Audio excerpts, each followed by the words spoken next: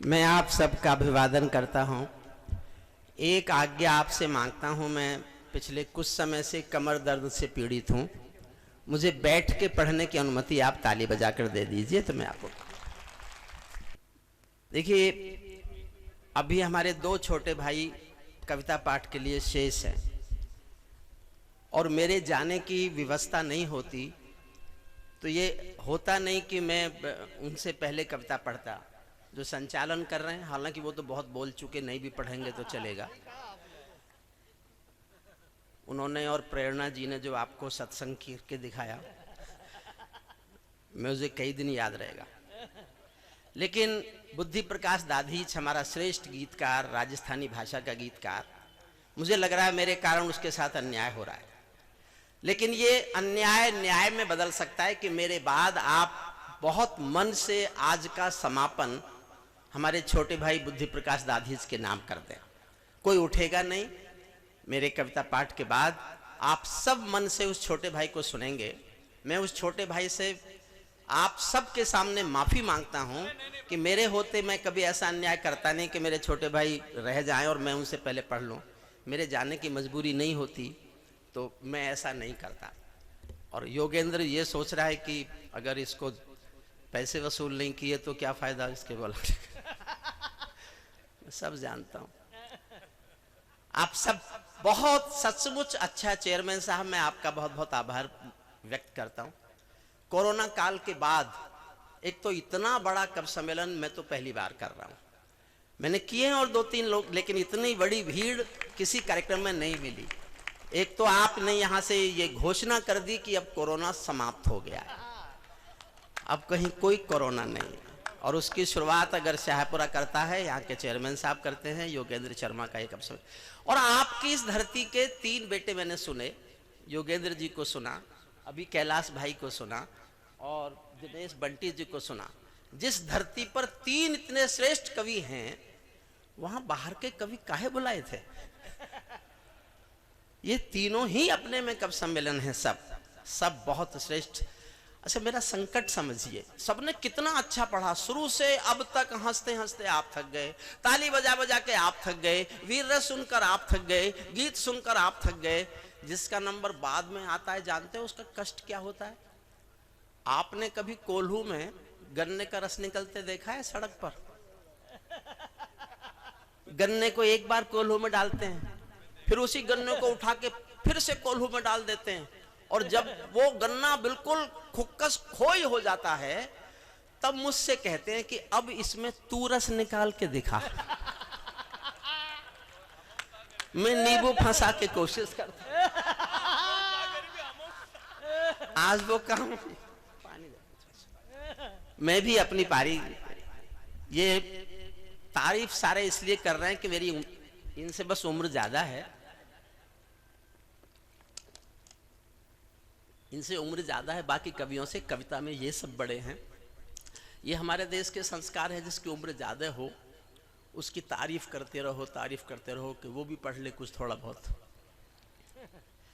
भारत परंपराओं का देश है। हमारी सभ्यता, संस्कार और संस्कृति एक भरोसे को जन्म देते हैं। मैं एक 30 सेकंड की कहानी सुना रहा हूं आपको ताकि आप मुझसे जुड़ सकें। केवल 30 सेकंड की कहानी है। एक बाप बेटी जा रहे थे किसी रास्ते पर। साउंड सिस्टम बहुत अच्छा है, मैं बधाई देता हूं जिनका भी है। मैं सोच रहा था सारे कवि इतने जम क्यों रहे हैं, ये तो माइक अच्छा है इसलिए जम रहे थे। थोड़ा सा वॉल्यूम बढ़ा लीजिएगा बस, बहुत अच्छा साउंड सिस्टम। देखो, मैं पढ़ा लिखा भी हूं, इन्हों की तरह नहीं हूं। बाप बेटी जा रहे थे, रास्ते में उनको तेज बाढ़ का पानी मिला। रास्ते में दोनों घबरा गए कि कैसे पार करेंगे, तेज बाढ़ का पानी बह रहा है। तो पिता ने हिम्मत करके कहा कि बेटी डरो मत, तुम मेरा हाथ पकड़ लो, हम इस बाढ़ के पानी से निकल जाएंगे। बेटी ने छूटते ही कहा, पापा मैं आपका हाथ नहीं पकड़ूंगी, आप मेरा हाथ पकड़ लो। पिता ने कहा, बेटी क्या फर्क पड़ता है, तुमने मेरा हाथ पकड़ा या मैंने तुम्हारा हाथ पकड़ा? साहब समझ जाओ तो तालियां उठाना, मेरी बात समझ जाओ तो। पिता ने कहा, बेटी क्या फर्क पड़ता है, मैंने तुम्हारा हाथ पकड़ा या तुमने मेरा हाथ पकड़ा? बेटी ने कहा पापा बहुत फर्क पड़ता है, मैं आपका हाथ किसी मजबूरी में, अपने स्वार्थ में छोड़ भी सकती हूं, लेकिन एक बाप अपनी बेटी का हाथ किसी हाल में कभी छोड़ नहीं सकता। हम उस भरोसे के देश के। हुजूर आप भी बैठ जाएं, आप भी बैठ जाओ, बैठ जाइए, क्योंकि मैं पहली बार आपके शहर आया हूं। यहां 40 साल से कब सम्मेलन हो रहे हैं, पहली बार मेरा मौका लगा आने का। योगेंद्र भाई जी, तो मैं तो बिना पैसे भी आ जाता हूं। अगले साल तक तुम्हें कब सम्मेलन छोड़ दूंगा। देखो रे बुद्धि, मैं जाट जरूर हूं, मूर्ख नहीं हूं। आप हंसी कोई कविता माने बैठे हो, हंसाने के लिए कविता की जरूरत कहां है। पार्लियामेंट में जया बच्चन ने एक शाप दिया बीजेपी को, सुना था आपने? मैं भाजपा को शाप देती हूं कि तुम दोबारा लौट के नहीं आओगे। मेरे दोस्त भाजपा के मेरे पास आए कि ये तो इसने बड़ी हीरोइन है, उसने शाप दे दिया। मैंने कहा डरो मत, इसके शाप से कुछ नहीं होगा। अगर इसके शाप में कोई दम होता तो रेखा अब तक 2-3 बार मर गई होती।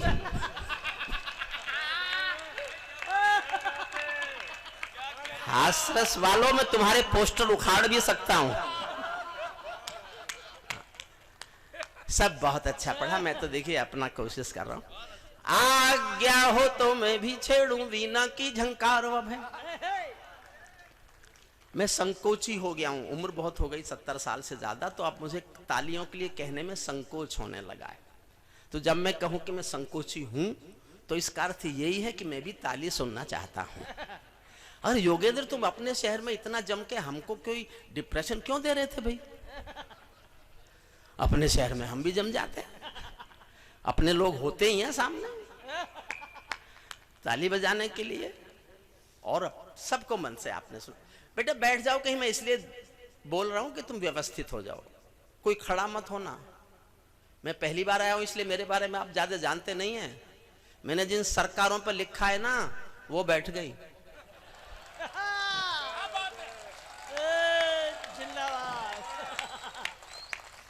आज्ञा हो तो मैं भी छेड़ूं वीणा की झंकार वभ है, और समय से कह दूं झूमे गाए मेघ मल्हार वभ है। मुझको मां शक्ति ने दी है प्राणों में हुंकार वभ है, और विधाता ने सौंपी है अधरों को ललकार वभ है। मैं तो मां वीणा पानी से केवल ज्ञान मांगता हूँ, जनगण मन की पीड़ा गाने का वरदान मांगता हूँ, जनगण मन की पीड़ा गाने का वरदान। सचमुच आप बहुत अच्छे श्रोता हैं। मैं 2-3 कविताएं तो सुनाऊंगा ही सुनाऊंगा। कैलाश भाई ने पैसे की चर्चा कर दी। कैलाश भाई, तुम सब जो लोग पैसा लेके जा रहे हो ना, वो सब पैसा तुम्हारे घर में जाएगा। मेरा एक भी पैसा मेरे घर में नहीं जाएगा। 800 गरीब बच्चे पढ़ाता हूं मैं।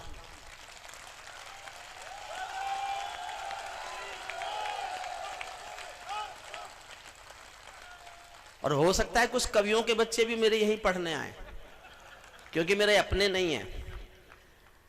इसलिए पैसे पे सवाल मत उठाओ किसी के भी कभी। किसने किस लिए कमाया है उसका उद्देश्य समझो तो आपको समझ में आएगा। मैं अपनी सबसे आसान कविता शुरू करता हूं।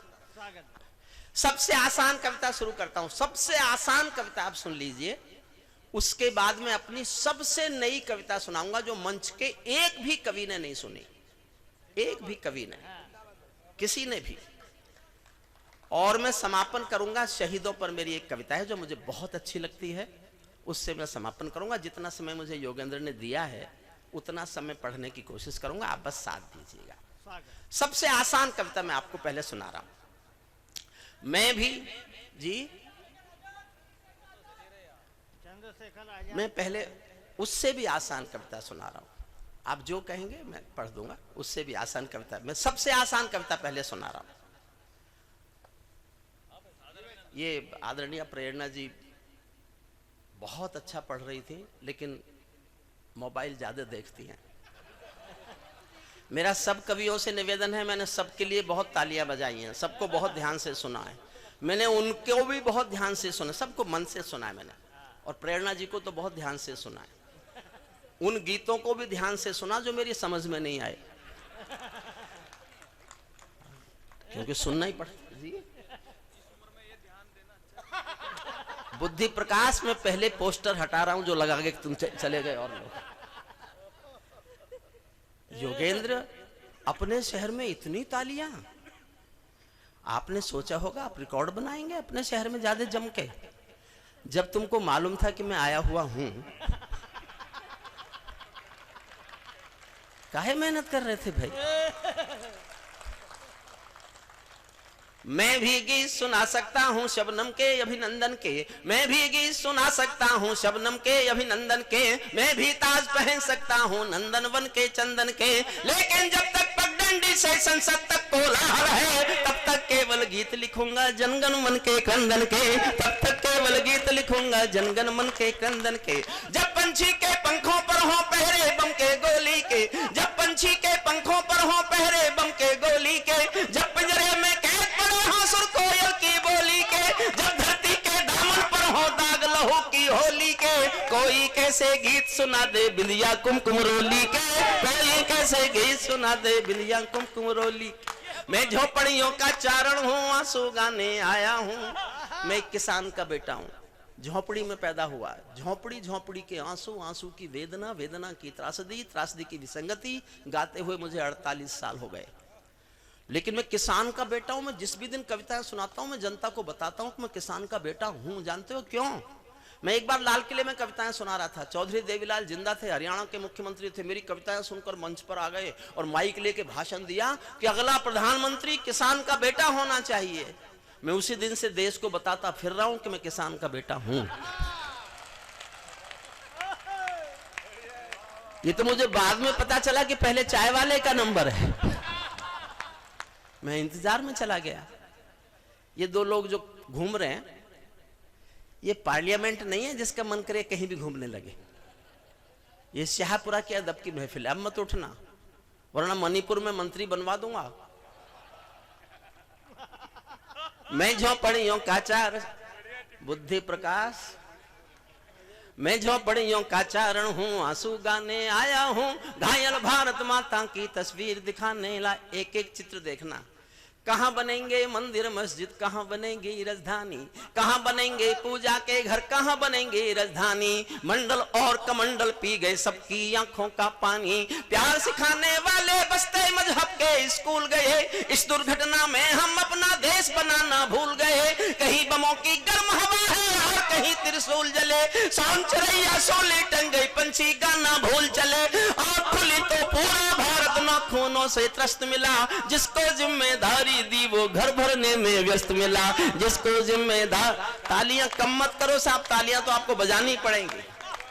जिसको जिम्मेदारी दी वो घर भरने में व्यस्त मिला। क्या यही सपना देखा था भगत सिंह की फांसी ने, जागो राजघाट के गांधी तुम्हें जगाने आया हूँ, घायल भारत माता की तस्वीर दिखाने लाया हूँ, घायल भारत माता की तस्वीर। एक चित्र और देखना, कैलाश मंडेला जी आपको समर्पित करता हूं। मैं आपके गीतों का भी प्रशंसक हूं, आपकी पैरोडीज का भी।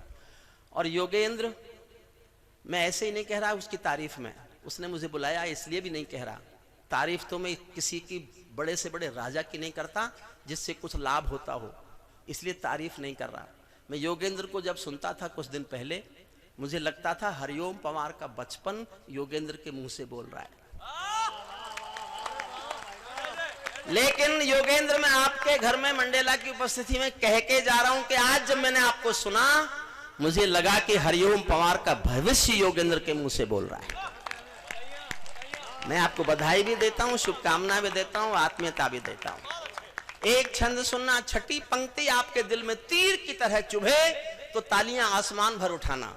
6 लाइन सुनना। अंधकारों में समा गए जो तूफानों के बीच जले, अंधकारों में समा गए।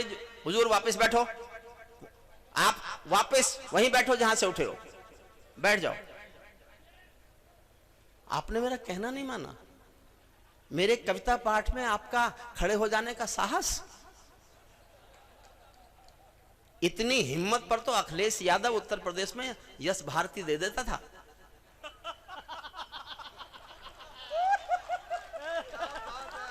हमको अब से पहले कभी सुने नहीं होंगे आप, वरना आप इस तरह उठने का साहस करते। थोड़ी देर मेरे साथ रही, मैं सचमुच कानों को नहीं सुना जाता, मैं आपके दिल पर छपकर जाने की कोशिश करूंगा। कानों में तो सब जाते हैं, मैं आपके दिल पर छपने। 6 लाइन सुनना, छठी पंक्ति दिल में तीर की तरह चुभे, तो मैं देखना चाहता हूं आप ताली कितनी ऊंची उठा सकते हैं।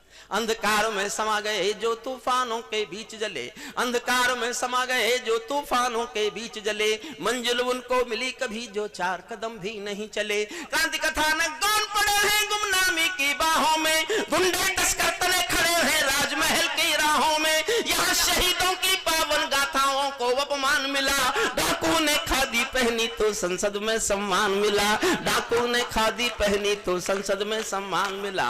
राजनीति में लौह पुरुष जैसा सरदार नहीं मिलता। मैं बहुत साहस से गाता हूं, मैं कहने की हिम्मत करूंगा, किसी से डरना मत। जब तक मैं यहां बैठा हूं, समर्थन करने का हौसला आप दिखाना।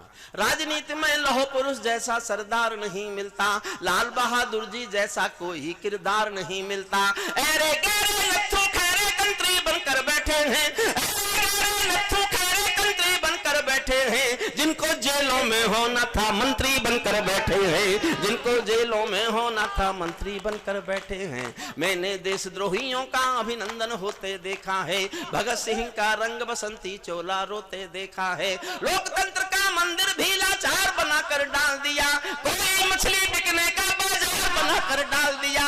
अब जनता को संसद भी प्रपंच दिखाई देती है, नौटंकी करने वालों का मंच दिखाई देती है, नौटंकी कर। अजीब देश है ये। हमारे योगी जी ने कानून बनाया उत्तर प्रदेश में कि जो राष्ट्रीय संपत्ति को नुकसान पहुंचाएगा उसी से वसूली की जाएगी, उसी से वसूली की जाएगी। आपने समर्थन किया, समर्थन करते हो तो मैं इस कानून को दिल्ली भी ले जाना चाहता हूं।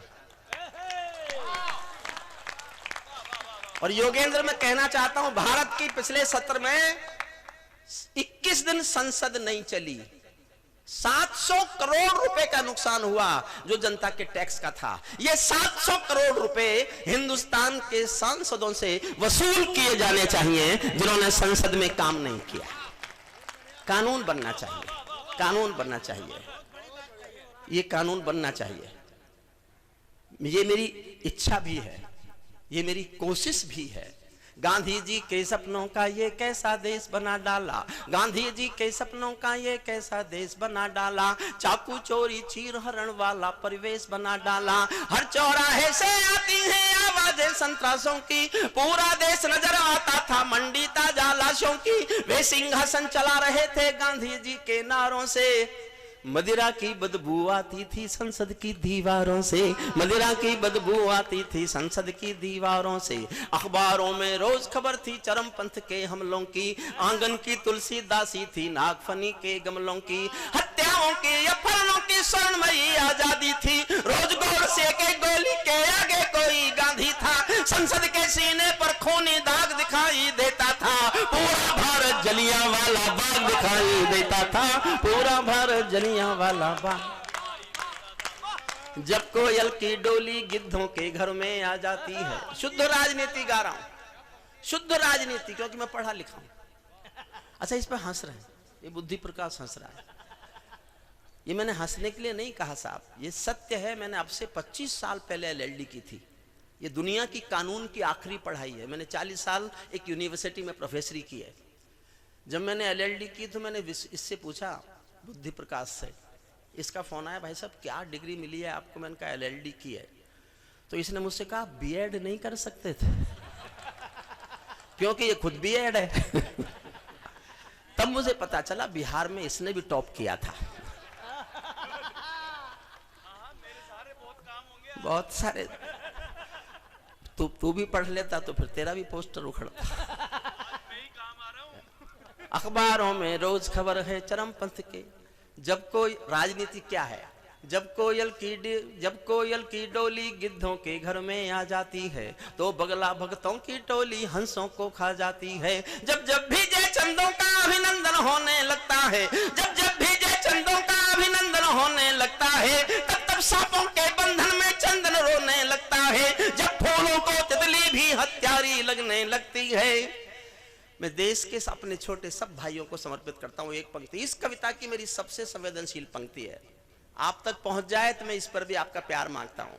फिर पढ़ता हूं, जब कोयल की डोली गिद्धों के घर में आ जाती है तो बगला भक्तों की टोली हंसों को खा जाती है। जब जब भीजे चंदों का अभिनंदन होने लगता है तब तब सांपों के बंधन में चंदन रोने लगता है। जब फूलों को तितली भी हत्यारी लगने लगती है तो माँ की अर्थी बेटों को भारी लगने लगती है, तो माँ की अर्थी बेटों को भारी लगने लगती है, तो माँ की अर्थी बेटों को भारी लगने लगती है।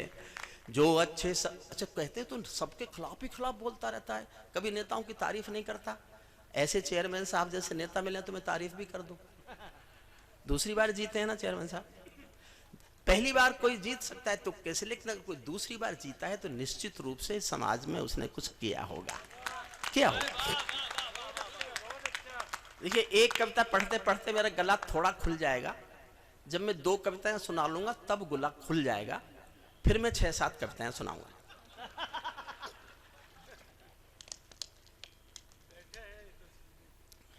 मंडेला जी चिंता मत करो, मैं पैसे वसूल करके जाता हूं। जो अच्छे सच्चे नेता हैं उन सबका अभिनंदन है, मैं सचमुच तारीफ कर रहा हूं। जो अच्छे सच्चे नेता हैं उन सबका अभिनंदन है, उनको 100-100 बार नमन है, मन प्राणों से वंदन है। जो सच्चे मन से भारत माँ की सेवा कर सकते हैं, हम उनके कदमों में अपने प्राणों को धर सकते हैं। लेकिन जो कुर्सी के भूखे दौलत के दीवाने हैं, 7 समंदर पार तिजोरी में जिनके तहखाने हैं, जिनकी प्यास महासागर है, भूख हिमालय पर्वत है, लालच पूरा नील गगन है, 2 कौड़ी की इज्जत है, उनके कारण ही बनते हैं अपराधी भोले भाले। डाकू को पैदा करते हैं नेता और पुलिस वाले, डाकू को पैदा करते हैं नेता और पुलिस। अंतिम छंद पढ़ता हूं इस कविता का। देखिए, महाभारत में एक कथा आती है, महाभारत में एक कथा आती है कि एक था राजा शिशुपाल। वो ये तो राम के एक संप्रदाय की धरती है, राम से नहीं संप्रदाय की धरती। मेरे लिए तो ये तीर्थ जैसी धरती हो गई। और मुझे बुद्धि प्रकाश ने बताया कि जिस तरह से क्रांति के लिए मेरठ जाना जाता है, उसी तरह से ये शहर भी क्रांति के लिए जाना जाता है। तो मेरठ की ओर से इस शहर की धरती को सर झुकाकर प्रणाम करता हूँ, अपना शीश झुकाता हूँ। मैं मेरठ में गर्व महसूस करता हूँ कि मैं उस धरती पर पैदा हुआ, हालांकि हमसे पहले हो चुका था सब कुछ। हम तो जब जन्म लिए थे तब। क्यों आदरणीय, जाना जरूरी है? और आपने सोच लिया मैं आपको जाने दूंगा?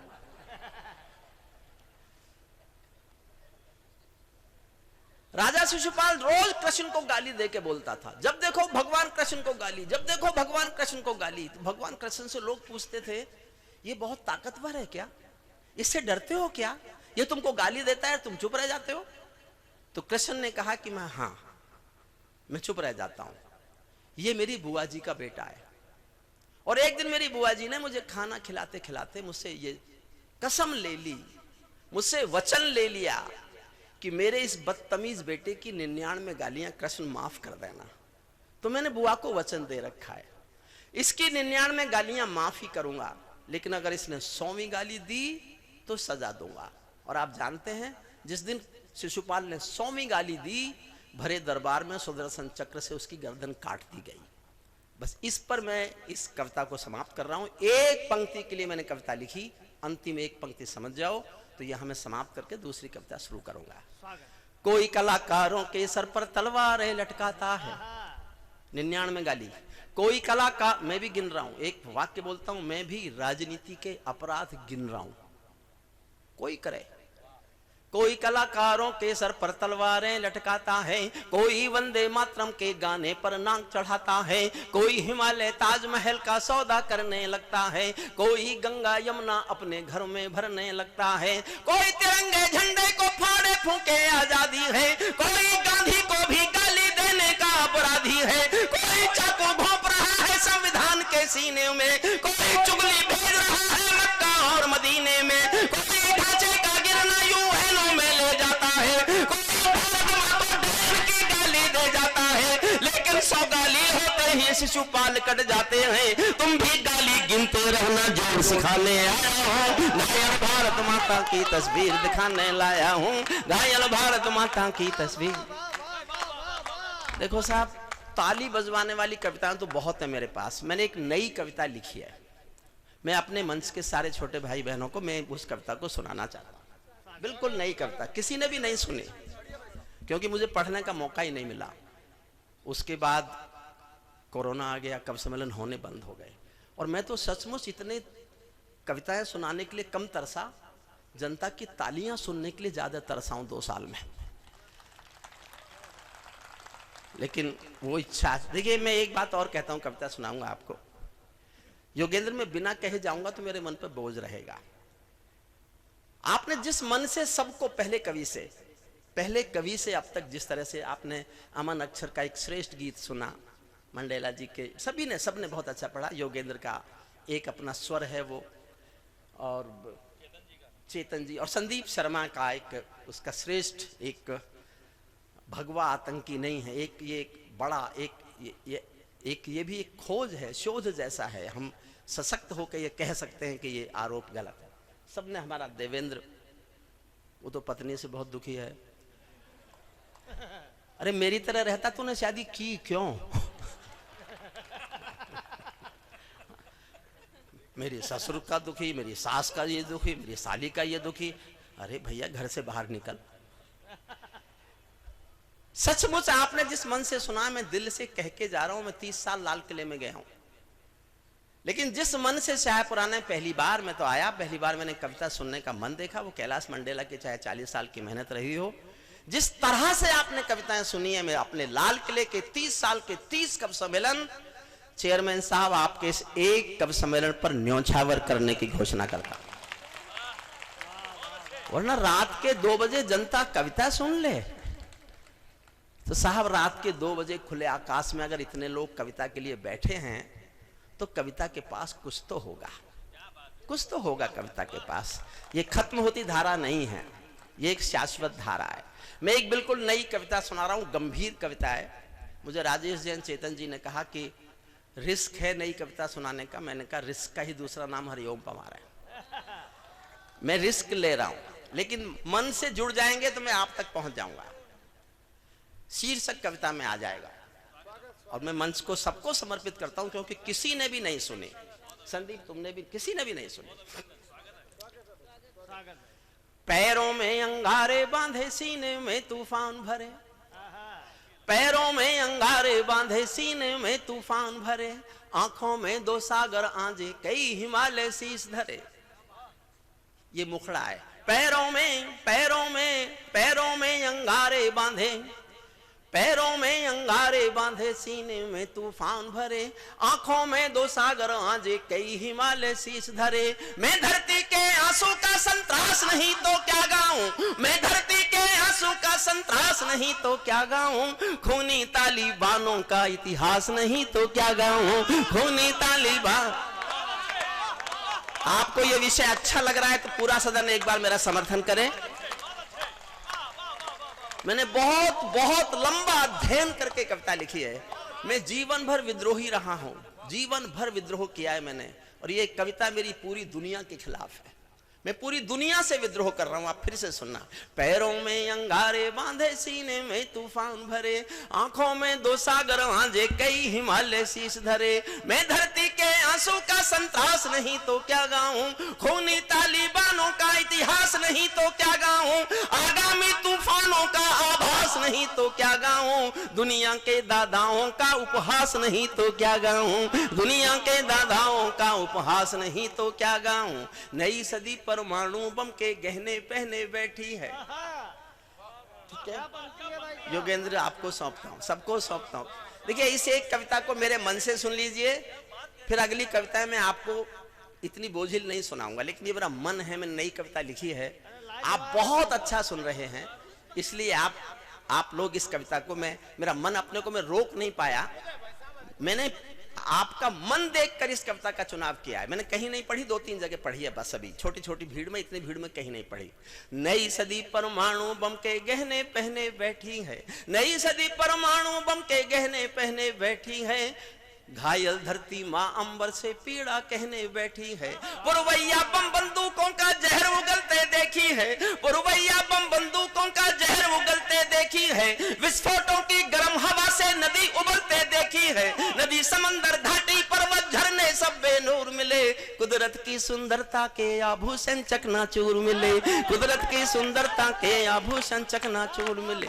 मैं मेहंदी पायल कंगन के गीत नहीं गाने वाला, मैं मेहंदी पायल कंगन के गीत नहीं गाने वाला, आग छोड़कर चंदन बन के गीत नहीं गाने वाला। मैं उगते सूरज की लाली गाने वाला चारण हूँ, धरती पर मैं उगते सूरज की लाली गाने वाला चारण हूँ, धरती पर मानवता के अधिकारों का उच्चारण हूँ। अंधियारों में शब्द किरण का उजियारा गाता हूँ मैं, धरती से आतंकवाद का निपटारा गाता हूँ मैं, धरती से आतंकवाद का निपटारा गाता हूँ मैं। मेरे दिल मेरी कलम कामना, अरे भैया मेरी कलम कामना गाती है जग की खुशहाली की, मेरी कलम कामना गाती है जग की खुशहाली की, लेकिन दिल में आग भरी है दुनिया की बदहाली की। कितना अधोपतन देखूंगा कितना अधोपतन देखूंगा सत्ता के व्याकरणों में, गांधी लिंकन बुद्ध पड़े हैं चरमपंथ के चरणों में। कितना अधोपतन, और अगली पंक्तियां मन मांगता हूं पूरे सदन का, कितना अधोपतन देखूंगा सत्ता के व्याकरणों में, गांधी लिंकन बुद्ध पड़े हैं चरमपंथ के चरणों में। मुझको ये पूरी दुनिया लाचार दिखाई देती है, चीर हरण के चौसर का दरबार दिखाई देती है, चीर हरण के चौसर का दरबार, चीर हरण के चौसर का।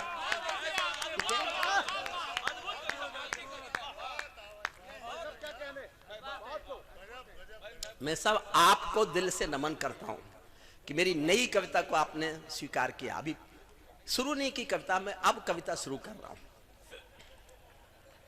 हंसिए मत, मेरे जाने के बाद कुछ लाइनें आप कभी भूल ही नहीं सकते इस कविता की। सुनिएगा।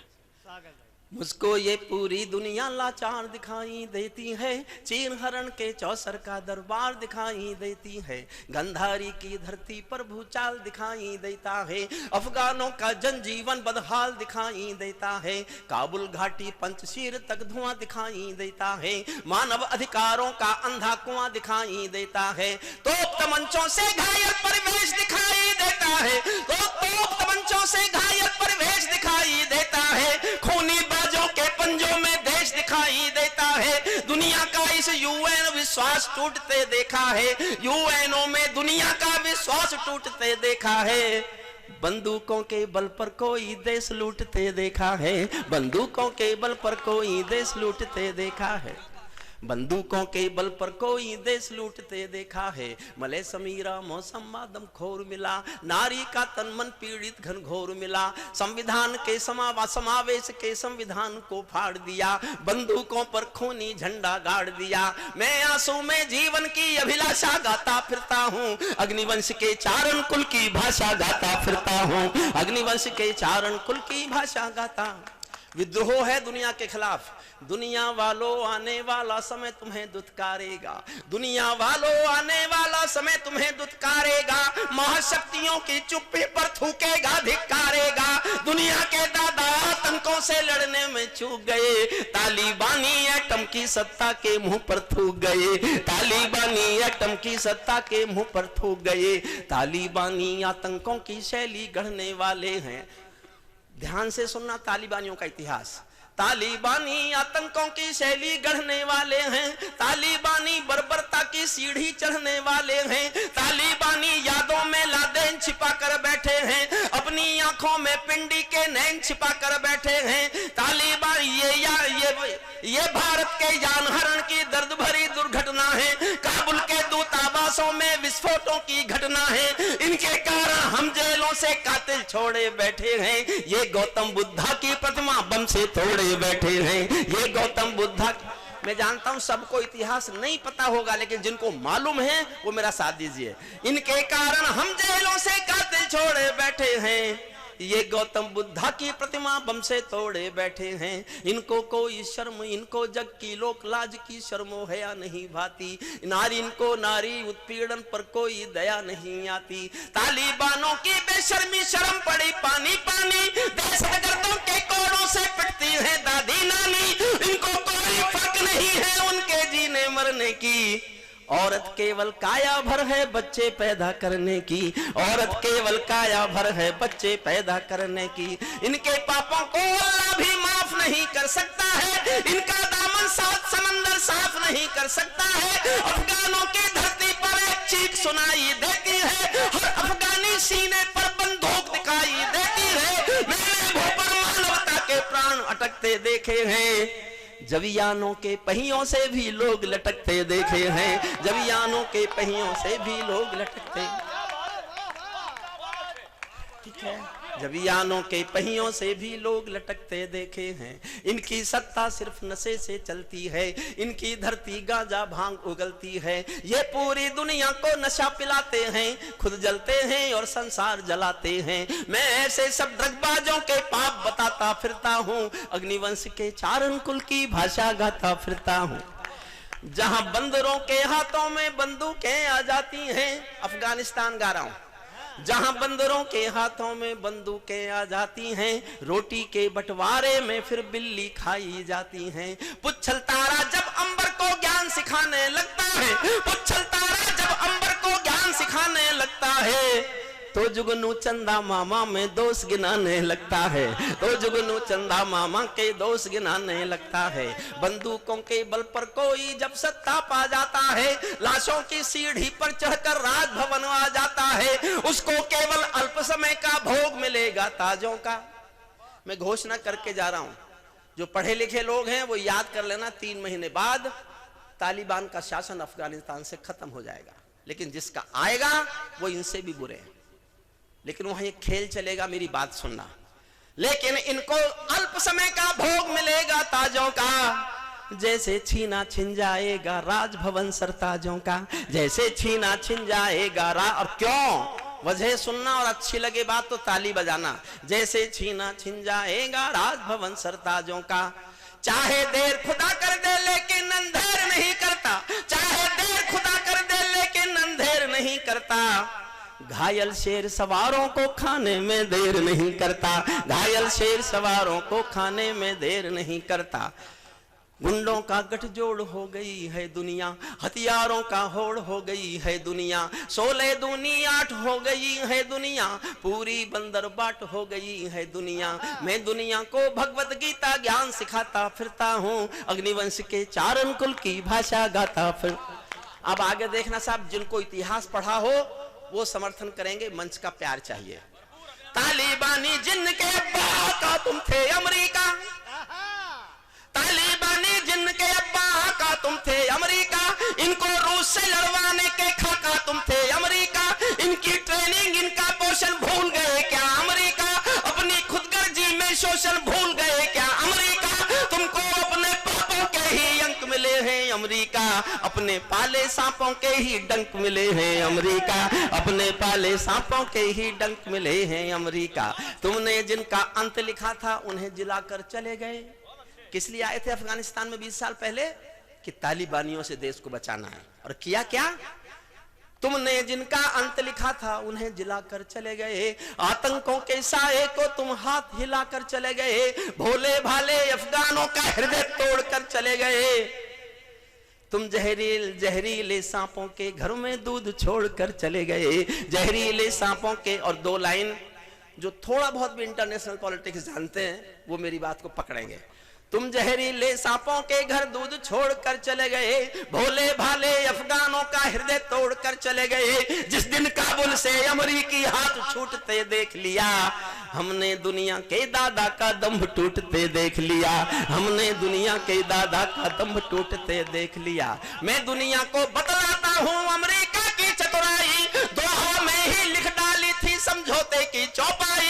ये समझौता नहीं समर्पण कर बैठे हो अमेरिका। अपनी महाशक्ति का तर्पण कर बैठे हो अमेरिका, अपनी महाशक्ति का तर्पण कर बैठे हो अमेरिका।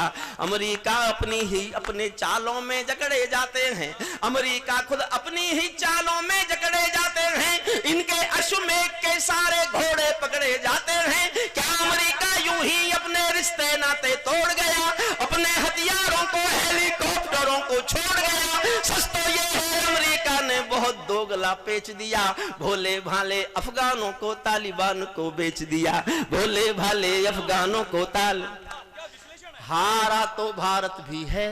4 लाइन में भारत की हालत, हारा तो भारत भी है, भारत का सद्व्यवहार गया तो व्यापार है, बहुत नुकसान हुआ है हमारा, लेकिन हम कुछ कह नहीं सकते। मान्यता दें कि नहीं दे, अभी किसी भी मुल्क ने मान्यता नहीं दी अफगानिस्तान, एक ने भी, पाकिस्तान ने भी नहीं दी, चीन ने भी, किसी ने भी मान्यता नहीं दी। मैं भारत की स्थिति पर 4 लाइन सुना रहा हूं। हारा तो भारत भी है, भारत का सद्व्यवहार गया, जैसे शकुनी के पासों से धर्म युधिष्ठिर हार गया। भारत असमंजसता वाली पीर समेटे बैठा है, भारत असमंजसता वाली पीर समेटे बैठा है, जैसे माधव पंचाली का चीर समेटे बैठा है, जैसे माधव। अब इस कविता का अंतिम हिस्सा सुनाता हूं।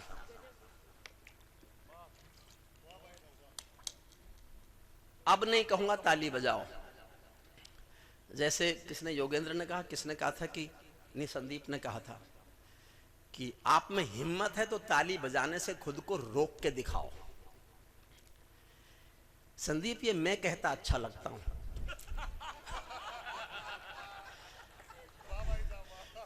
फिर भी ना बजाए कोई तो क्या कर लोगे तुम? क्यों भाई, क्यों देवेंद्र? कविता का विषय केवल पत्नी नहीं होती, तालिबान भी होता है। अब तुम सोच रहे होगे तालिबान कोई मेरी पत्नी से ज्यादा खतरनाक है क्या? अंतिम छंद सुनना साहब, मैंने इसलिए लिखा है, इन तालिबानियों ने एक बयान दिया, we are concern with the Muslim brothers of Jammu and Kashmir and we will support due to brotherhood the independence of Jammu Kashmir Muslim. हम जम्मू कश्मीर के मुसलमान हमारे भाई हैं, हम उनकी मदद करेंगे। उनको लग रहा था अमेरिका को भगा दिया है तो अब तो वो दुनिया जीत लेंगे, वो जिसकी मदद करेंगे वही जीत जाएगा। उनके इस बयान के खिलाफ मैंने अंतिम हिस्सा इस कविता का लिखा है, सुनना। बेटा जरूरी नहीं हो तो तुम भी बैठो, तीनों बैठ जाओ। हे ब्रह्मा विष्णु महेश, देखो अपनी तारीफ सुन के कितने खुश हुए। एक इधर भागा, काली पैंट सफेद शर्ट, भागता भागता भागता भागता, कभी इधर देखता कभी उधर देखता, वो बाउंड्री लाइन के बाहर 4 रन के लिए।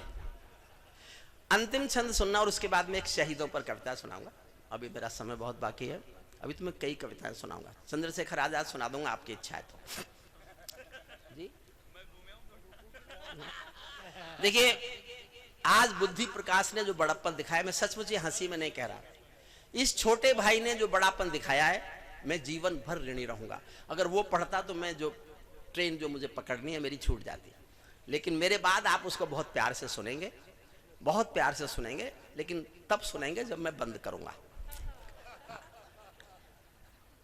तालिबान हो अपने घर में नाचो कूदो खेल करो। साहब मैंने अगर आपको उछाला नहीं ऊपर तो काय का हरिओम पमार, उछाल के जाऊंगा आपको। अगर मैं आपको खड़ा नहीं कर सका तो मैं हरिओम पमार नहीं हूं, कोई नकली आ गया होगा आज। तालिबानो अपने घर में नाचो कूदो खेल करो, तालिबानो अपने घर में नाचो कूदो खेल करो, जिससे चाहो जंग करो तुम, जिससे चाहे मेल करो, लेकिन मेरे कश्मीर के सपन देखना बंद करो। पाकिस्तानी गरम तवे पर हाथ सेकना बंद करो, पाकिस्तानी गरम तवे पर हाथ सेकना बंद करो। तालिबानी अब्बा चाचा जो भारत में आएंगे, ओसामा की तरह कफन के बिन दफनाए जाएंगे, ओसामा की तरह कफन के बिन दफनाए। तालिबानी अब्बा चाचा जो भारत में आएंगे, ओसामा की तरह कफन के, ओसामा की तरह कफन के बिन दफनाए जाएंगे। हमने घाटी आतंकी, हम घाटी में आतंकी अभियान कुचल कर रख देंगे। हम घाटी, दिल में उबाल उठे तो उसको आसमान की ओर हाथ उठाना, और मन खड़ा होने का हो तो मन खड़े भी होना। हम घाटी में आतंकी अभियान कुचल कर रख देंगे,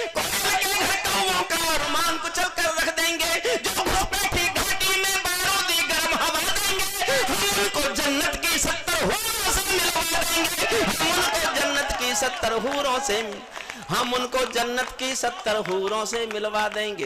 भारत ने हर समझौते का आदी बनना छोड़ दिया, भारत ने हर समझौते का आदी बनना छोड़ दिया। कुछ बातों में हमने बापू गांधी बनना छोड़ दिया, कुछ बातों में हमने बापू गांधी बनना छोड़ दिया। नई सदी का भारत है ये 62 वाला दौर नहीं, पूरी दुनिया को समझा दो दिल्ली है लाहौर नहीं। हमने अपने संविधान से 370 मिटा दिया, नेहरू जी ने डाला था जो सांप गले से हटा दिया।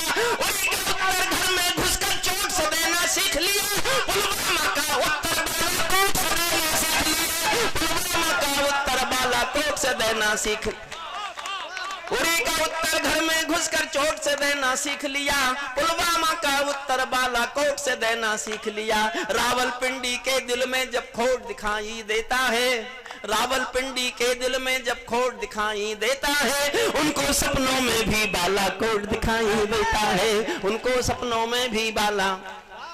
और साहब ये मैं था जो मोदी जी के सामने पढ़ता था, मोदी जी के सामने जब वो सत्ता में आए उनके सामने पढ़ा, मैंने उनके सामने पढ़ा।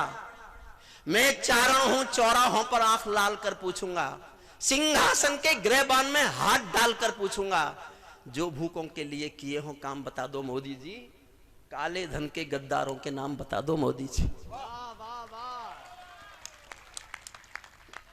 ये मैं था जो पढ़ता था। लेकिन आज मैंने कश्मीर पर 29 साल कविता गाई। कश्मीर फाइल में वो सब है जो मैं 29 साल से रो रहा था, 29 साल रोया हूं मैं। और जिस दिन 370 हटी मैं सबसे खुशनसीब आदमी था। इसलिए आज एक लाइन गाता हूं, मुझे नहीं पता आप कैसे स्वीकारेंगे। स्वीकारो तो इस मन से स्वीकारना कि मैं एक याद लेके जाऊं शाहपुर से, योगेंद्र के इस कार्यक्रम से, मंडेला के कार्यक्रम से, बंटी के शहर से, कि मैंने एक याद जनता की प्रतिक्रिया की, एक बड़ी याद मेरे साथ है। और आपको लगे कि विचार ठीक नहीं है, इतना तो ऐसा तो इतना तो आपको नहीं, तो फिर मैं मान लूंगा कि मैं लिखने में कहीं गलत रहा हूँ। लेकिन आपको लगे कि मैंने कुछ अपने मन की बात भाव कह दिया। मैं साहित्यकार हूं ही नहीं, मुझे इस बात की कोई चिंता नहीं, कोई ये कहेगा उसकी कविता में ये आ गया, उसकी कविता में ये आ गया। मेरी कविता में देश आ गया, मेरे लिए इतना बहुत है, इतना बहुत है। हमने अपने संविधान से प्रतिक्रिया दो तो ऐसी देना कि मुझे याद रहे योगेंद्र, पहली बार सुनोगे तो मेरी ये पंक्ति। हमने अपने संविधान से 370 मिटा दिया, नेहरू जी ने डाला था जो सांप गले से हटा दिया। उरी का उत्तर घर में घुसकर चोट से देना सीख लिया, पुलवामा का उत्तर बालाकोट से देना सीख लिया, पुलवामा का उत्तर बालाकोट से देना सीख लिया। रावलपिंडी के दिल में जब खोट दिखाई देता है, उनको सपनों में भी बालाकोट दिखाई देता है। हमने डर को कूटनीति से दूर हटा कर रखा है, हमने डर को कूटनीति से दूर हटा कर रखा है। दिल्ली के सिंहासन पर एक शेर बिठाकर रखा है, दिल्ली के सिंहासन पर एक शेर बिठाकर।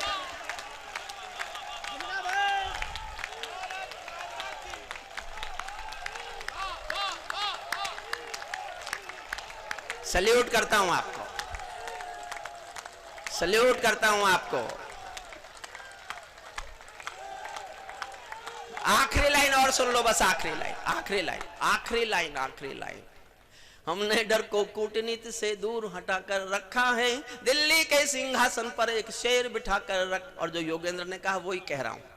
भारत की संसद ने भारत की संसद ने कस्में खा खा कर स्वीकारा है, भारत की संसद ने कस्में खा खा कर स्वीकारा है।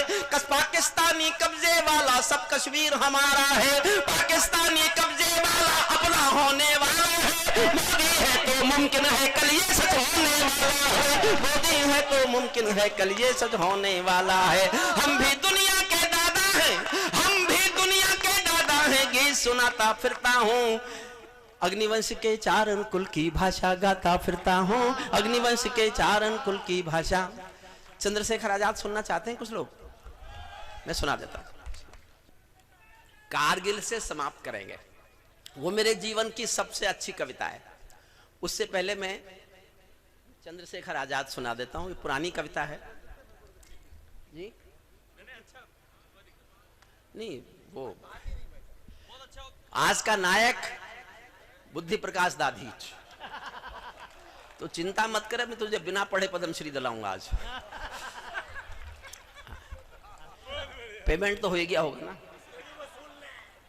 अच्छा भी नहीं हुआ? अच्छा मेरा ही क्या हो गया है। चंद्रशेखर आजाद एक मेरी पुरानी कविता है। ये चंद्रशेखर आजाद के नाम पर एक विद्यालय था। मायावती जी जब मुख्यमंत्री थी और भाजपा के समर्थन से थी, दुख की बात यह है उसके बाद 17 में आई है भाजपा लौट के, भाजपा नहीं लौटी। उसके बाद भाजपा के समर्थन के मुख्यमंत्री ने चंद्रशेखर आजाद के नाम के विद्यालय का पत्थर उखाड़कर किसी और के नाम का लगा दिया। जिनके नाम का लगाया उनसे हमें कोई शिकायत नहीं है। एक पत्रकार ने हिम्मत करके उनसे कहा कि आप क्या कर रही हैं, ये महाविद्यालय चंद्रशेखर आजाद के नाम पर है। तो उन्होंने गुस्से में कहा घूमकर, कौन चंद्रशेखर आजाद? वो आतंकवादी। सरेआम प्रेस के सामने चंद्रशेखर आजाद को आतंक, प्लीज प्लीज प्लीज प्लीज बैठ जाओ, आतंकवादी कहा गया। भानु प्रताप शुक्ल ने जनसत्ता में लेख लिखा, पूरे पेज का लेख था। मैं रोता रहा, पढ़ता रहा, लेकिन मैं सोचता था कि भारतीय जनता पार्टी तो बहुत राष्ट्रवादी पार्टी है, धमकाएगी, माफी मंगवाएगी। लेकिन 3, 4, 5 दिन गुजर गए, कुछ भी नहीं हुआ। मैं श्रद्धेय वाजपेयी साहब के पास गया। वो मुझे स्नेह करते थे, मुझे सुनते थे। मैंने जीवन में एक ही व्यक्ति के पैर छुए राजनीति में, अटल बिहारी वाजपेयी के, और वो मुझे अपने छोटे बच्चे की तरह सुनते थे। मैं उनके खिलाफ, मैंने अपने जीवन की सबसे सख्त कविताएं भी उनके खिलाफ लिखी। मैंने शिमला जो शिखर वार्ता की उन्होंने मुशर्रफ के साथ, उसके खिलाफ मैंने कविता लिखी। और विमान अपहरण पर जो उन्होंने आतंकवादी छोड़े, उसके खिलाफ मैंने कविता लिखी, उन्हीं को सुनाई। और वो धीरे से बोलते थे, बहुत गुस्सा है क्या? मैंने कहा हाँ बहुत गुस्सा हूं। मैं उनसे कहने गया कि आपकी पार्टी के समर्थन का मुख्यमंत्री चंद्रशेखर आजाद को आतंकवादी बता रहा है। कुछ नहीं बोले, चुप बैठे रहे। मैं कुरेदता रहा, चुप बैठे रहे। बाद में धीरे से बोले, तू चाहता है हम इस बात पर सरकार गिरा दें? मैंने कहा मत गिराओ, खुद गिर लो। मैं अडवाणी साहब के पास गया, वो स्नेह से दोनों मुझे बहुत सुनते थे। उन्होंने भी कुछ नहीं बोला। मैं दोनों से कह के आया कि आपका चुप रहना मजबूरी हो सकती है, मेरी कोई मजबूरी नहीं है। मैं जनता के बीच एक कविता लेके जा रहा हूं। और मैं तभी मायावती की सरकार के सामने मैं इस कविता को लेके आया। आज भी करता इसलिए प्रासंगिक है। हम राजनेताओं से केवल ये निवेदन करते हैं, आप मत करो हमारे शहीदों का सम्मान, उनका अपमान करने का दुस्साहस मत करो, अपमान मत करो। कविता सुन लीजिए। और इसके बाद मेरा मन है, करगिल वाली कविता केवल 3.5 मिनट की है, वो मेरे जीवन की मेरी सबसे अच्छी कविता है। मैं उसको सुना के, तब तक कोई भी नहीं उठे। बुद्धि भाई को ऐसे ही सुनना जैसे आप मुझे सुन रहे हो, और इससे भी अच्छे ढंग से सुनना। और वो तालियां जो आप बुद्धि को बजाएंगे वो मेरे हिस्से में जोड़ना, क्योंकि मैं आपसे निवेदन कर रहा हूं, जिसको आप मान के आप उसको भाई को छोड़। और वो खुद एक बहुत बड़ा खिलाड़ी है, वो हर तरह के खेल जानता है। जब उसके भैरों आता है उसके अंदर राजस्थानी, और वो झूम के गाता है, मैंने देखा है, उसका करिश्मा देखा है, आज भी दिखाएगा वो जी। देखो ये जो क्या नाम है इसका, ये संचालक हमारा अतुल ज्वाला, जो माइक पे प्रेरणा थी तब आप इसकी गतिविधि देख रहे थे, और अब ऐसा बैठा है जैसे लकवा मार गया हो। अरे कुछ तो हाँ ना, कुछ तो कर, ताली बजा, कुछ तो कर भाई। ये कवित्रियों को जमाने का ठेका तेरा।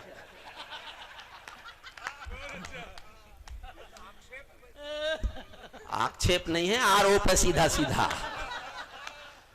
अच्छा मैं सरकारों से डरूं नहीं और तुझसे डरूं? मन तो देखिए बहुत दिन से गाई नहीं है, कहीं भूल जाऊं तो माफ कर देना। मैं मन तो मेरा भी करता है, झूमू ना चूंगा हूं मैं। मन तो बस तालियां आप जितना उत्साह बढ़ाते रहोगे मैं उतना उत्साह में गाता रहूंगा। मन तो मेरा भी करता है, झूमू ना चूंगा हूं मैं। आजादी की सौगातों के 100 गीत सुना हूं मैं, लेकिन सरगम वाला वातावरण कहां से लाऊं मैं। मेघ मल्हारों वाला अंतःकरण कहां से लाऊं मैं दामन में दर्द तुम्हारे अपने लेकर बैठा हूं। आजादी के टूटे फूटे सपने लेकर बैठा हूं। घाव जिन्होंने भारत माता को गहरे दे रखे हैं, उन लोगों को जेड सुरक्षा के पहरे दे रखे हैं। ये लाइन ताली मांगती थी साहब, ज्यादा ताली मांगती थी साहब। फिर पढ़ता हूं, ढाब जिन्होंने भारत माता को गहरे दे रखे हैं, उन लोगों को जैड सुरक्षा के पहरे दे रखे हैं, जो भारत को बर्बादी की हद तक लाने वाले हैं, वे ही स्वर्ण जयंती का पैगाम सुनाने वाले हैं, वे ही स्वर्ण जयंती का पैगाम सुनाने वाले हैं। आजादी लाने वालों का तिरस्कार तड़फाता है, बलिदानी पत्थर पर थूका बार बार। एक घटना बता दूं आपको, बस शायद आपने कभी सुनी ही नहीं होगी। जब मैं लिख रहा था चंद्रशेखर आजाद पर, तो मैंने बहुत किताबें पढ़ी, बहुत। एक पुस्तक में मुझे एक ऐसा दृश्य पढ़ने को मिला जो शायद दुनिया में किसी क्रांतिकारी के मुंह से निकला ही नहीं। गरीब थे चंद्रशेखर आजाद, इकलौते बेटे थे, कोई भाई बहन नहीं था। उनके माता पिता भाबरा, झाबुआ जिले में एक जगह भाबरा, वहां रहते थे। चंद्रशेखर आजाद खजाने लूटते थे आजादी की लड़ाई के लिए, पैसा उनकी संदूक में रहता था। एक बार किसी ने आकर यह कहा उनसे कि चंद्रशेखर, तुम जानते हो तुम्हारे माता पिता की हालत क्या है? घर में खाने को रोटी नहीं है, भूखे मरने की नौबत है, इस संदूक में से इतना पैसा तो घर भेजो यार कि माँ बाप रोटी खा लें। तो सुनते ही चंद्रशेखर की आंखों में एक पल को एक आंसू आया और उन्होंने धीरे से कहा कि क्या माँ बाप सिर्फ मेरे हैं और क्रांतिकारियों के नहीं है? और दूसरे ही पल आंखें लाल करके चंद्रशेखर ने कहा कि संदूक में से तो एक पैसा दूंगा नहीं, लेकिन तुम गांव वालों मेरे बाप को रोटी नहीं खिला सको तो मुझे बताना, मैं किसी दिन गांव आऊंगा और दोनों के सीने में अपनी पिस्तौल की 2 गोली उतार कर चलाऊंगा। उसे आतंकवादी बताओगे? उसे? उस चंद्रशेखर आजाद के रामप्रसाद बिस्मिल एक शहीद हुआ। रामप्रसाद बिस्मिल की फांसी के बाद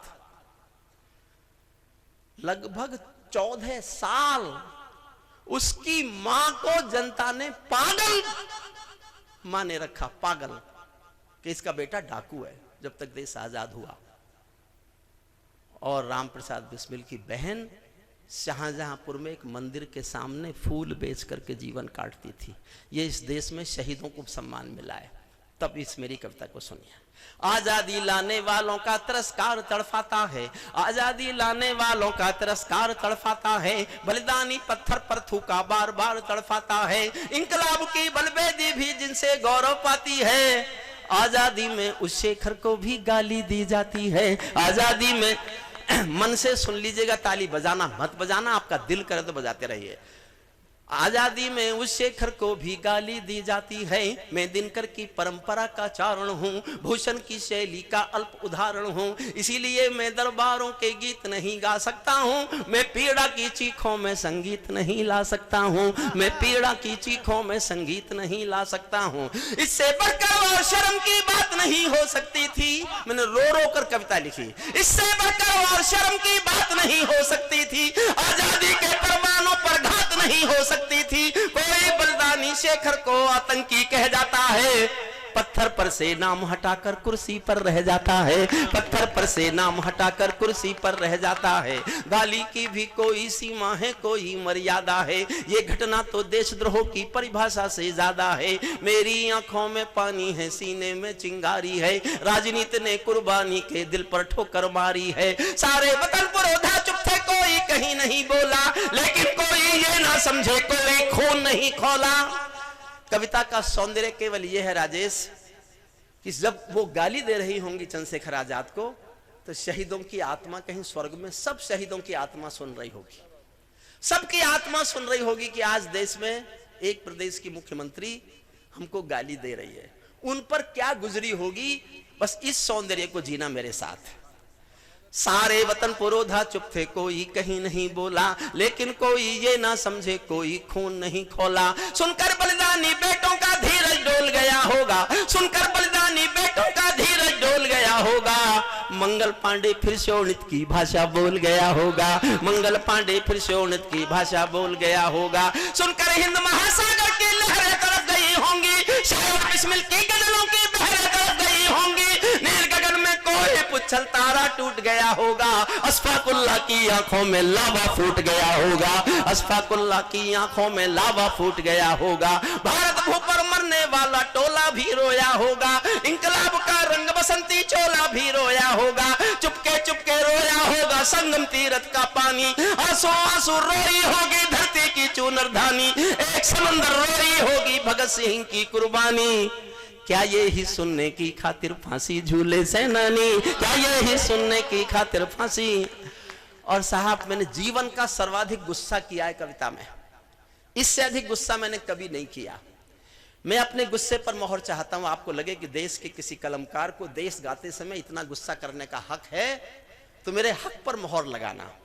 चुपके चुपके रोया, बहुत गुस्सा है वो, अगर उसका ट्रांसलेट करो गुस्से का तो वो फिर आतंकी है। मैं हूं आतंकी उसको लिखते समय। चुपके चुपके रोया होगा संगम तीरथ का पानी, आंसू आंसू रोई होगी धरती की चूनर धानी, एक समंदर रोई होगी भगत सिंह की कुर्बानी। क्या ये ही सुनने की खातिर फांसी झूले सेनानी। जहां मरे आजाद पार्क के पत्ते खड़क गए होंगे, जहां मरे आजाद पार्क के पत्ते खड़क गए होंगे, जहां मरे आजाद पार्क के पत्ते खड़क गए होंगे, कहीं स्वर्ग में शेखर जी के बाजू फड़क गए होंगे,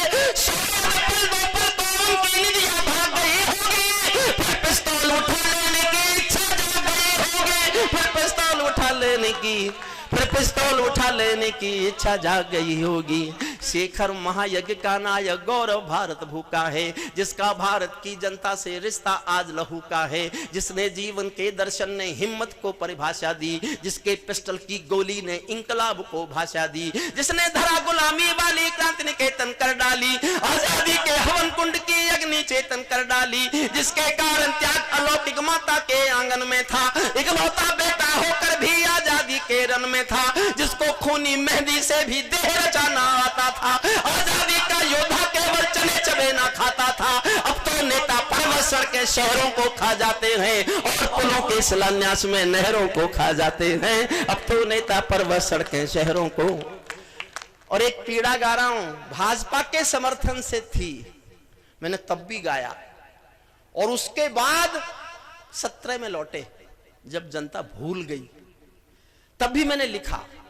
एक ईमानदार कलमकार के रूप में आप सारे भाजपा के हो फिर भी सुनना, और आपको लगे मैं ठीक कह रहा हूं तो मैं आपकी तालियां सुनना चाहता हूं, ताकि आपको लगे जब कविता के श्रोता हो तो देश के श्रोता होकर सुनो, भाजपा कांग्रेसी होकर मत सुनो। जो भारत माता की जय के नारे गाने वाले हैं, बहुत दिनों बाद गा रहा हूं तो गला भी सूख रहा है। जब मैं आज 2-3 घंटे सुना लूंगा तो गला ठीक हो जाएगा। मैं बुद्धि प्रकाश के चेहरे का हाव भाव आएंगे ऐसे। बहुत प्यारा छोटा भाई है, आज उसने बड़प्पन दिखाया है, कर्जा चढ़ा दिया है मुझ पे। जो भारत माता की जय के, देखिए मैं जानता हूं चेयरमैन साहब आप भी भाजपा के हैं, अधिकतर भाजपा के होंगे। कलमकार की ईमानदारी लगे तो मैं आपकी समर्थन चाहता हूं। जो भारत माता की जय के नारे गाने वाले थे, जो भारत माता की जय के नारे गाने वाले थे, राष्ट्रवादी की गरिमा गौरव ज्ञान सिखाने वाले थे, जो छोटी छोटी बातों पर संसद में अड़ जाते हैं, श्री राम मंदिर मुद्दे पर सड़कों पर लड़ जाते हैं, 60 दिनों तक स्वर्ण जयंती रथ लेकर जो घूमे थे, आजादी की यादों के पत्थर पूजे थे, चूमे थे, इस घटना पर चुप बैठे थे, सबके मुंह पर ताले थे, तब गठबंधन क्यों नहीं तोड़ा जो तुम हिम्मत वाले थे, तब गठबंधन क्यों नहीं तोड़ा जो। और अब भी चुप रह गए तो अगली 2 लाइन पर सबका मौन तोड़ना चाहता हूं, सबका हाथ खुलवाना चाहता हूं।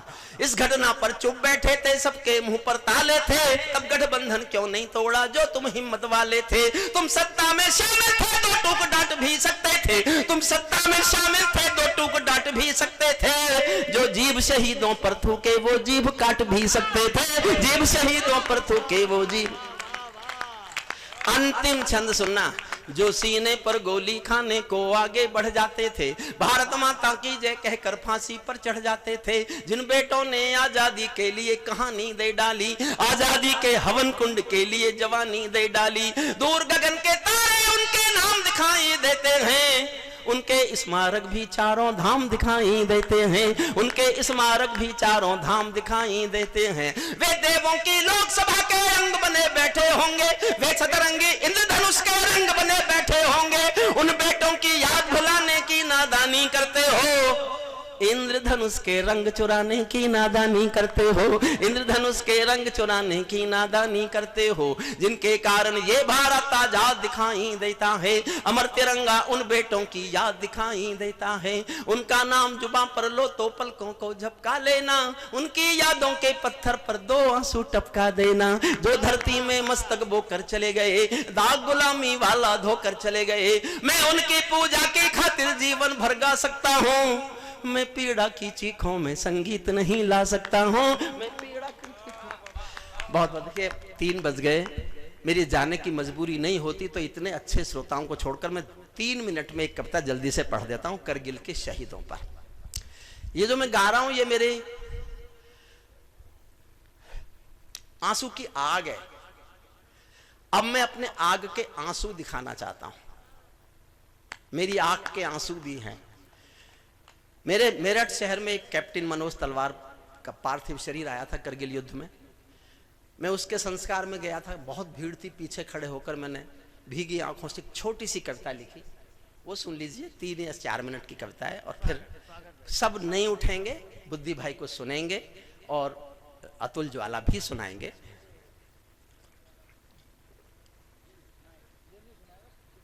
उसने बहुत संचालन में बहुत श्रेष्ठ संचालन किया, बहुत मेहनत की। मेरे पास पर्ची आई थी उसकी कि ये बोल देना मेरे लिए।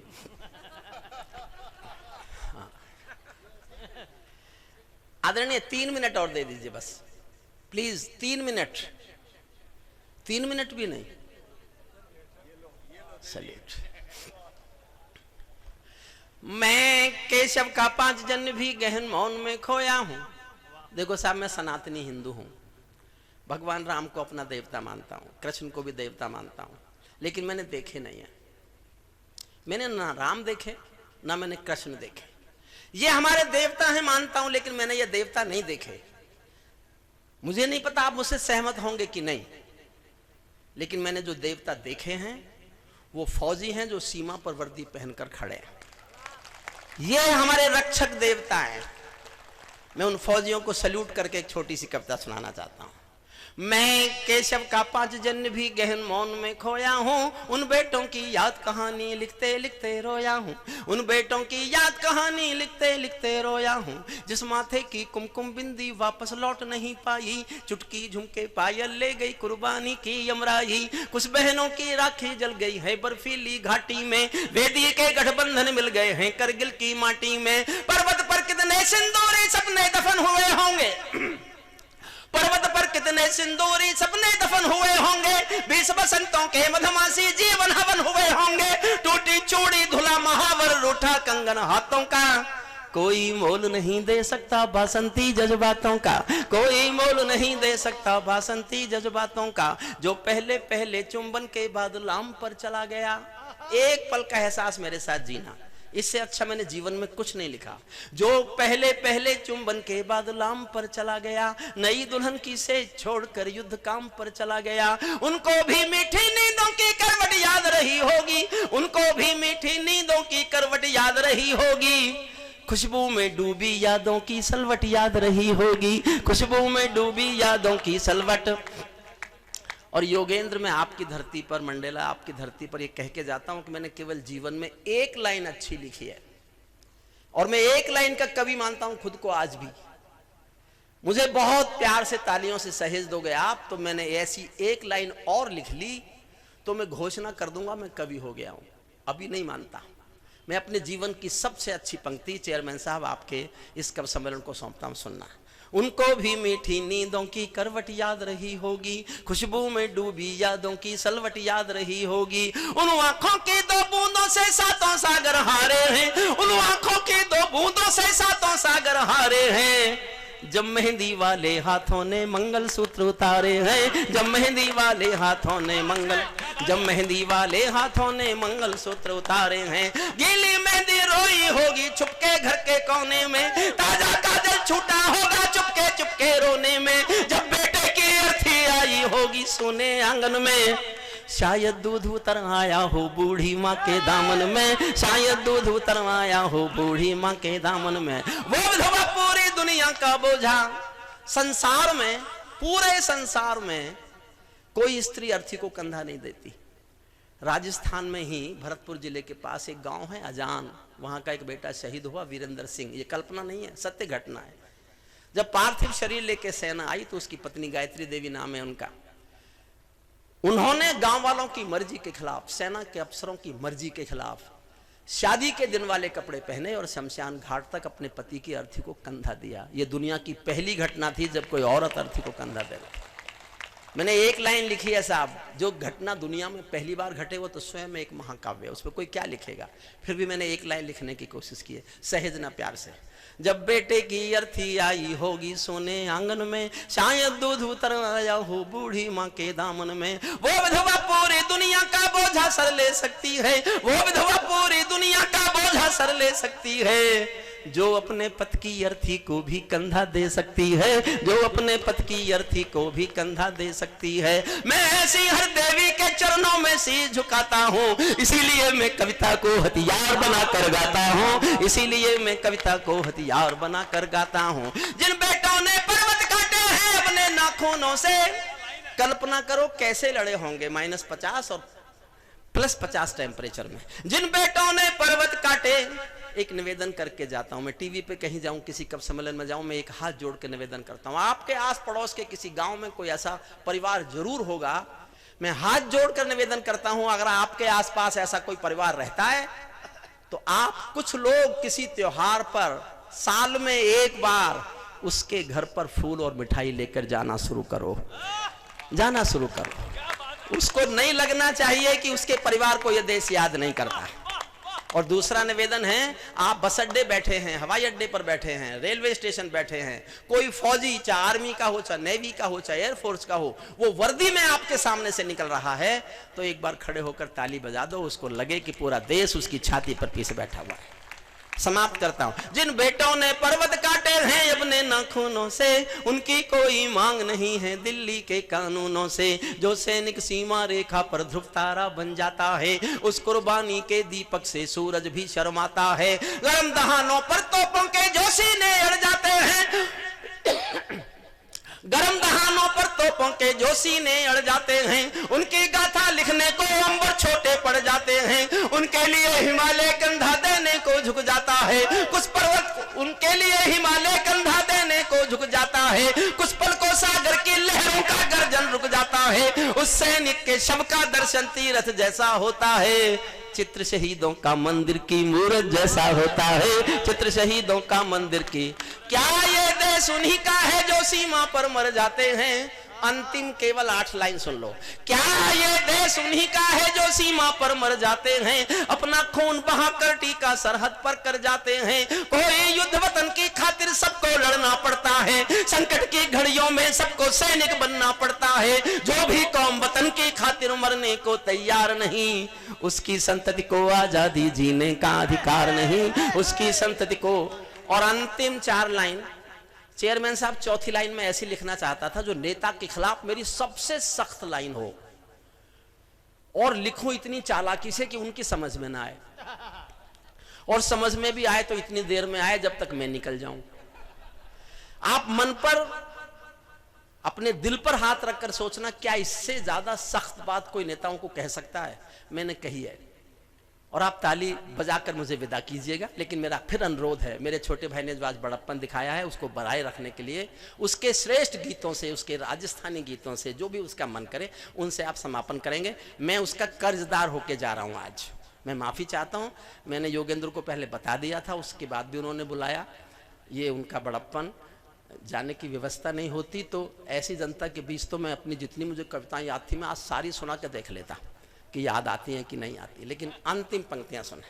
सैनिक अपने प्राण गंवाकर देश पर, अंतिम लाइन पर आपका बहुत घनघोर प्यार मांगता हूं। सैनिक अपने प्राण गंवाकर देश बड़ा कर जाते हैं, सैनिक अपने प्राण गंवाकर देश बड़ा कर जाते हैं, बलिदानों के बुनियादों पर राष्ट्र खड़ा कर जाते हैं। जिनको मां के बलिदानी बेटों से प्यार नहीं होगा, उन्हें का अधिकार नहीं होगा। उन्हें बहुत बहुत धन्यवाद, बहुत बहुत